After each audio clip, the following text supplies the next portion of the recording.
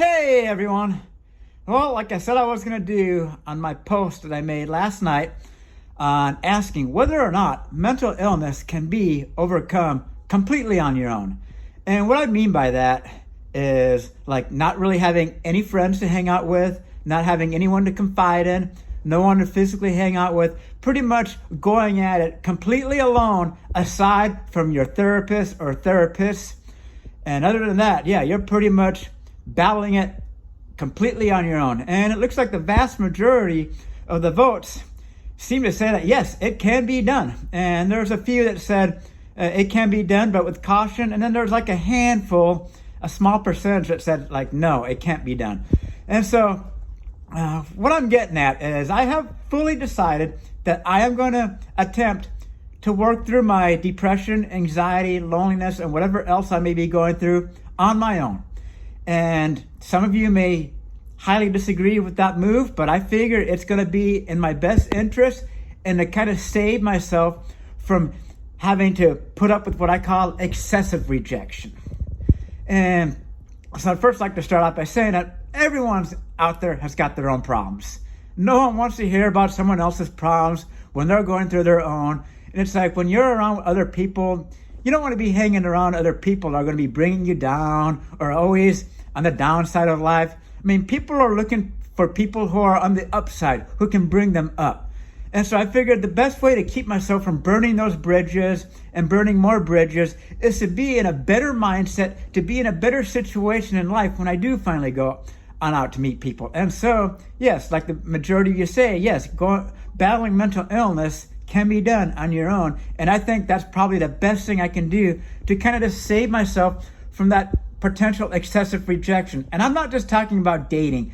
I'm talking about like making friends in general. So I'm just going to kind of throw some arbitrary numbers out there. And let's say you have an individual, that's just coming out of the pandemic, completely alone, looking to make friends, tired of the loneliness, but he's got a good career going for him. He's got his own place to live, got a good head on his shoulders, very minimal mental illness or mental issues, pretty much solid mind, good to go. And he goes out there and joins a bunch of different groups and he meets, say, like 100 people. And over the course of the summer and fall, he hikes or plays games with these various people, and he encounters these people on more than a few occasions, and upwards of like spending like 30, 50 hours with some of these same people. And you figure out of 100 people, this average person will probably turn out to make, a good 20 to 30 acquaintances. And out of those 20 to 30 acquaintances, will probably walk away with about 10 to 15 friendships. And out of those 10 to 15, 3 to 5 of them could become close friendships. Now, let's take another individual who doesn't have a good head on his shoulders, going through a lot of depression, anxiety, needs to work on his speech, hasn't made much more than minimum wage, over $100,000 in student loan debt. You take such an individual, and more than likely, they're going to be portraying negative energy, even though they're fighting not to. They're going to be portraying negative energy. They're going to come across these, 100, 150 people over the course of the summer, and they'll be lucky to maybe make 5 or 10 acquaintances, and maybe just lucky, maybe 1 or 2 friends. But here's the thing, they're not going to be able to maintain those friendships because, for one, they don't really have a good head on their shoulders. They're letting their life situation get the best of them. And so what I'm getting at is I've kind of fallen to that person B, the person that, needs to work on getting a good head on their shoulders, getting a better position in life, which kind of brings me to my second point of inferiority complex. And that's basically where you just consider yourself completely inadequate, subpar from everyone around you. And even, most psychologists will probably say, it's like, why do you say that about yourself? You're not any less better than anyone else. But if you were, and I know I got into like some of this like data science and machine learning stuff when I made this video I made last year.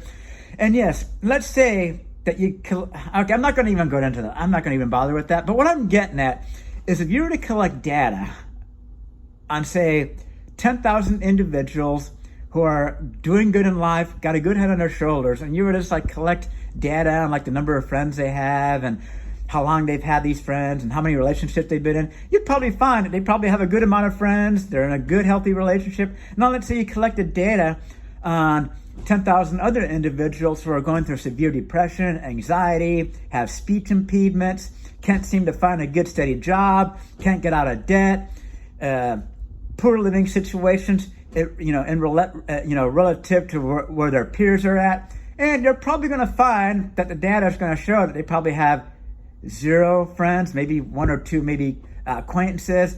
And you can't argue with data. Unfortunately, you cannot argue with data, and the data is out there. And I'm sure it's only a matter of time before someone decides to do some analysis on it. And they'll be like, let's see. Looks like there is some legitimacy to why people think the way they do when they feel like they're subpar, inadequate.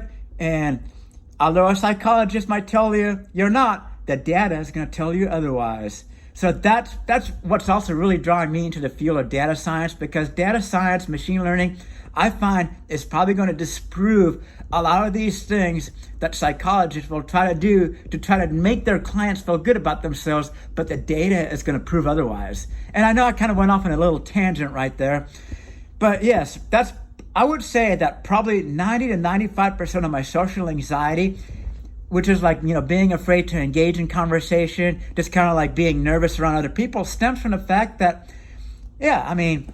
I graduated with a master's degree back in 2017, and I haven't made much more than pretty much 60 cents, $1 more than minimum wage in the state of Washington. And that's not something to really be proud of when you're making pretty much essentially minimum wage, and you've got pretty much now $100,000 in student loan debt, still living with random roommates in a student housing environment because you can't go out there and afford your own place because, for one, you don't have the references. 2, you don't have, it's just like, it's kind of a mess. It's kind of a train wreck situation. And so that's the other reason why I'm finding that it's probably best that I attempt through willpower and trying to find a good psychologist that I battle my mental illness completely on my own. And so that's what I'm going to do. And it could be several months before I decide to engage in any more group events. And that's just how it's going to be, because I find, and I kind of tell myself, and I feel deep down inside that if I can overcome this illness on my own, it's going to make me a stronger individual.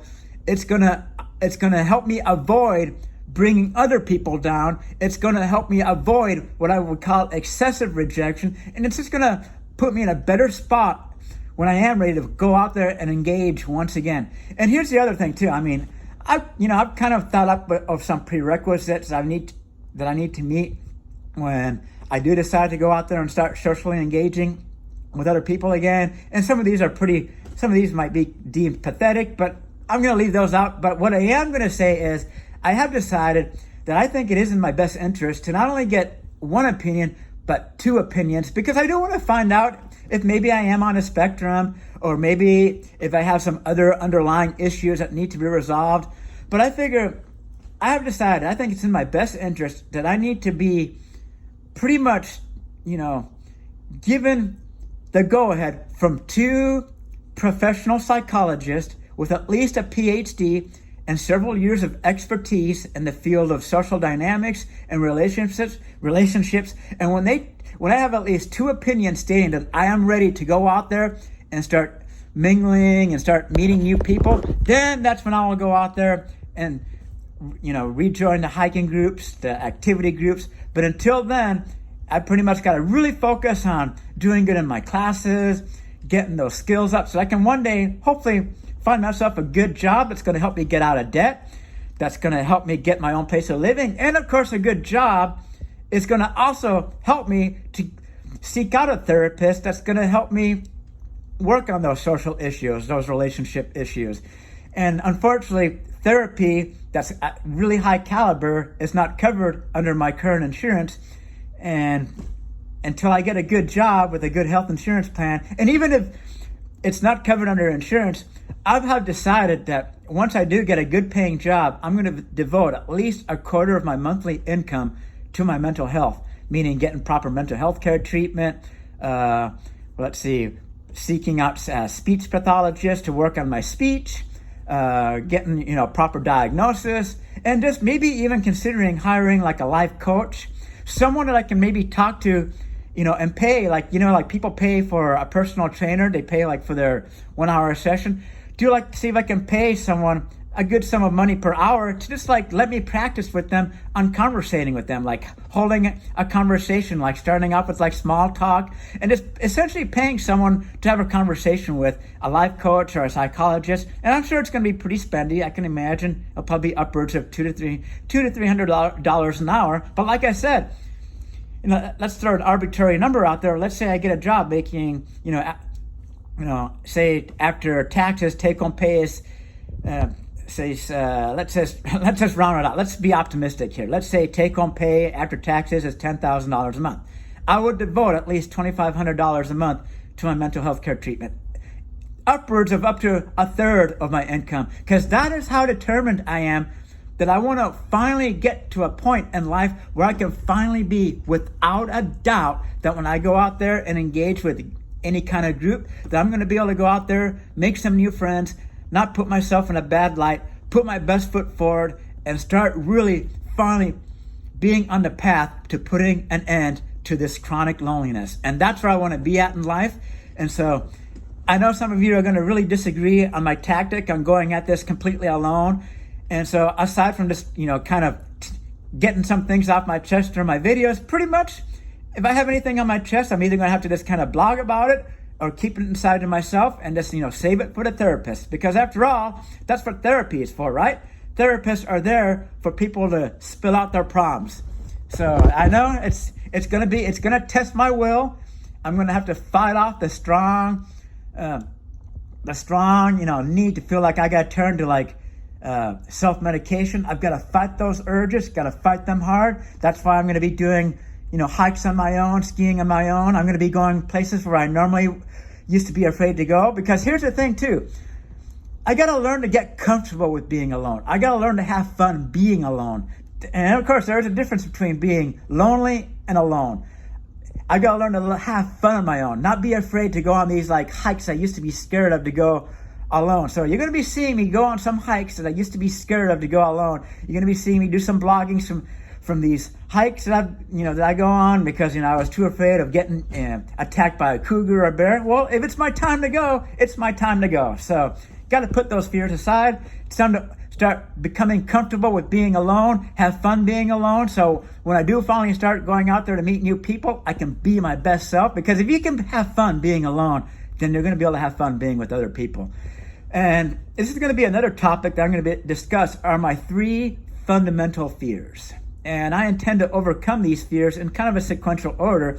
And so my first fundamental fear is fear of darkness. My second one is fear of physical human confrontation. So that means I'm going to have to eventually, probably, at some point in the near future or sometime in the future, I'm going to probably have to stick up for myself. And if it comes down to having to get in a fist fight, well, that's what it's going to have to come down to. I'm going to have to just not be afraid of getting punched in the face, take a few hits in the face. It's not going to be the end of the world.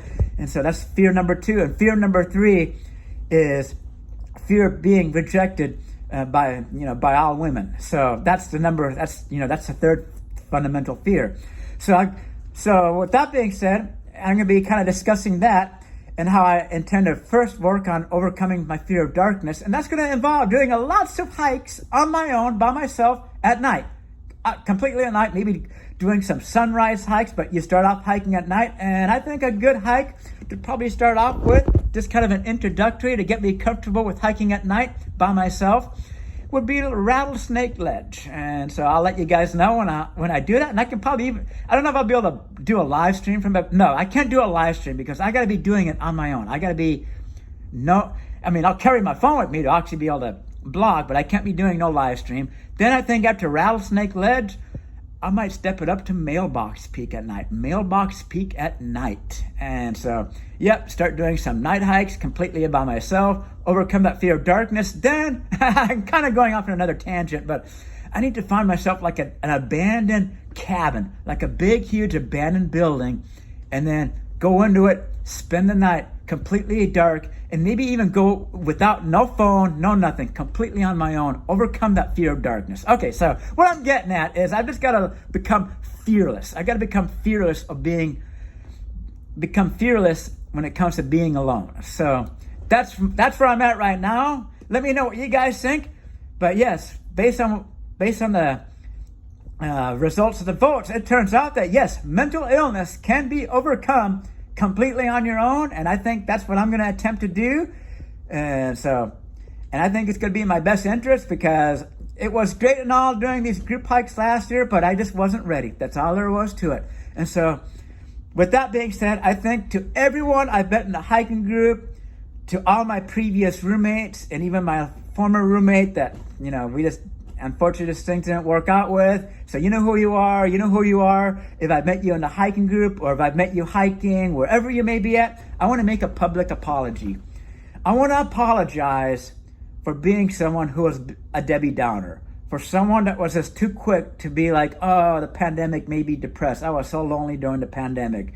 I just want to say I'm sorry for just being that Debbie Downer, for just not being a person that could help brighten your spirits and not bringing that positive energy. So I just kind of wanted to say that. I felt it was time that I made it, an apology to every single person that I've met over the past year. And so, yeah, so I got that off my chest. So yeah, so I think, well, it's kind of crappy weather today.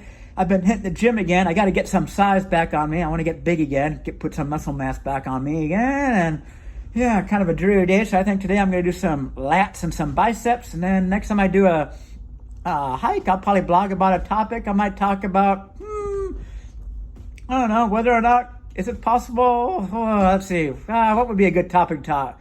I'll think about something. But yeah, I'll be coming at you from one of these more remote hikes. But yeah, I think it's time for me to get going. I got to get back to some studying. It was a study break.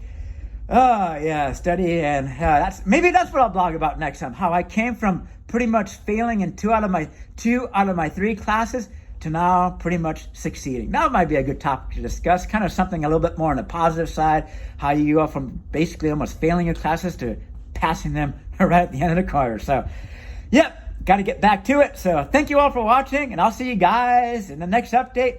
So long.